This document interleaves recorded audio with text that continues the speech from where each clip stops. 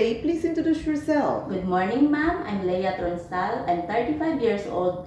I live in Barangay Binavista, Tigbawan, Iloilo. Okay, and are you single or married? I'm single, ma'am. No kid? No kids, ma'am. Okay, and how many sisters and brothers do you have? I have 3 sisters and 3 brothers. I am the youngest in the family. And what is your education? I graduated Bachelor of Elementary Education and I am licensed teacher. Okay, so you are a licensed teacher. Can you tutor kids? Yes, ma'am. And do you have work experience as a domestic helper abroad before? No, ma'am. Okay, please tell me about your work experience as a domestic helper here in the Philippines. I have experience here in the Philippines as domestic helper. I taking care of a baby 0 months until 6 years old.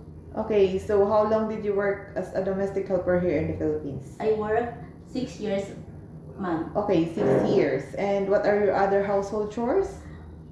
My household chores is cooking, cleaning, ironing the clothes, gardening, and marketing, ma'am. Okay, so and are you also doing the laundry washing? Yes, ma'am. And what is your priority among your household chores? My priority is the baby. Okay, so is there another helper in your employer household? No, ma'am. So it means you are the only one taking care of the baby and doing all the household chores? Yes, ma'am. And how would you describe your employers? My employers are good and kind. And how would you describe yourself as a worker? I describe myself as a flexible worker and responsible, honest, and can work without supervision, and I'm a happy person. Do you have any tattoo? No, ma'am. Did you undergo any kind of surgery before? No, ma'am.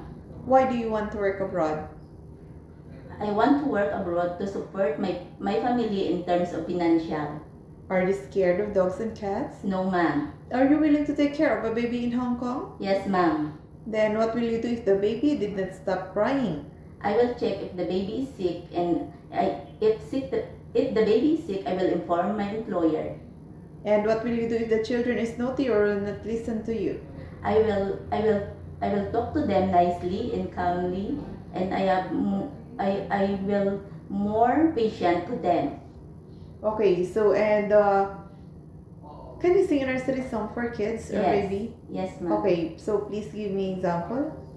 5 little ducks went out one day over the hills and far away. Mommy duck said quack, quack, quack, but 4 little ducks came back. Okay, thank you. Do you have a food allergy? No, ma'am.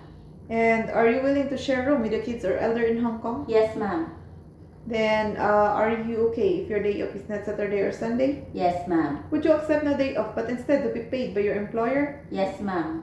If you are homesick, would you break your contract and insist to return home? No, ma'am. Would you like to work with employer who has many children? Yes, ma'am. Are you willing to take care of an elderly also? Yes, ma'am. And are you willing to get up early in the morning and sleep late at night? Yes, ma'am. Do you promise not to use your cell phone during working hours? Yes, ma'am. Do you promise not to lend money in Hong Kong? Yes, ma'am. Did you smoke or drink alcohol? No, ma'am. Do you have full consent of your family to work abroad? Yes, ma'am. Okay, please say a short message to your future employer.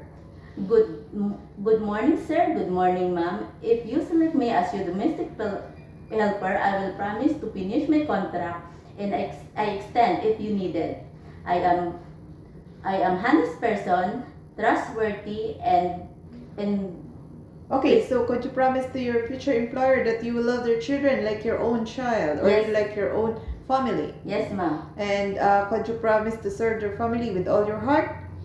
Yes, ma'am. Okay, that's all for today and thank you for coming.